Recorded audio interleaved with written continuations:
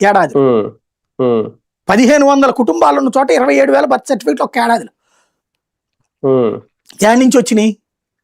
ఆ బంగ్లాదేశ్ నుంచి వచ్చిన వాళ్ళని వీళ్ళని జాగ్రత్తగా ఏం చేస్తున్నారంటే లంచాలు తినేటటువంటి ఉద్యోగుల్ని పట్టుకుని జాగ్రత్తగా ఇక్కడ ముస్లిం సంఘాలు కొన్ని ఇదే పని మీద ఉంటున్నాయి. విదేశాల నుండి పట్టుకురావడం, వాళ్ళకి ఇక్కడ పౌరులుగా గుర్తింప చేయటం జాగ్రత్తగా. ఇది చాప కింద నీరులా చేస్తున్నారు. దాన్ని కట్టడి చేస్తున్నది బీజేపీ పాలిత రాష్ట్రాలు. ఈవెన్ ఆంధ్రాలో కూడా జరుగుతున్నది, మనం పట్టించుకోవట్లా. స్మూత్ గా జరిగిపోతున్నాయి ఆంధ్ర తెలంగాణలో, మనం పట్టించుకోవట్లా.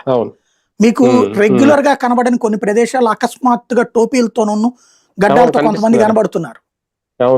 వాళ్ళు మన ఏరియా మొహాలు కూడా కాదు. ఎక్కడి నుంచి వచ్చారో ఏంటో. ఇదివరకు అయితే గనక మన ఇంటెలిజెన్స్ స్పెషల్ బ్రాంచ్ ఆ పని మీద ఉండేది. ఇప్పుడు పట్టించుకోవట్లా. లేకపోతే ఎక్కడో ఎన్ఐఏ వాళ్ళు వచ్చి ఇక్కడున్న సత్యసాయి జిల్లాలో పట్టుకుపోవడం ఏంటి, విజయనగరంలో బాంబులు పేల్చేవాడు ఏంటి, లేకపోతే కర్నూలు జిల్లాలో ఏంటి, ఎక్కడి నుంచి వస్తున్నారు వీళ్ళంతా? మనం పట్టించుకోవట్లేదు. ఎంతసేపటి మన ఓట్లు అన్నటువంటిది. కానీ చాలా ప్రమాదకరమైన స్థితి. ఇప్పుడు చూడండి, ఆ తిరుప్పర కొందరం తమిళనాడులో జరిగింది. ఎప్పుడో 1885 సంవత్సరంలోనే ఆ కొండ హిందువులది అన్నటువంటిది కోర్టే తీర్పిచ్చినారు. బ్రిటిష్ వాళ్ళ రికార్డులో ఉంది. దీపం అక్కడి నుంచి దశాబ్దాలుగా పెట్టుకుంటున్నారు, శతాబ్దంగా పెట్టుకుంటుంటే ఆ కొండ మీదకి దర్గా ఎట్టా పుట్టుకొచ్చిందండి? ఆ కొండ మీద దర్గా ఏంటి అసలు నాకు అర్థం కాలే. అది కుమారస్వామి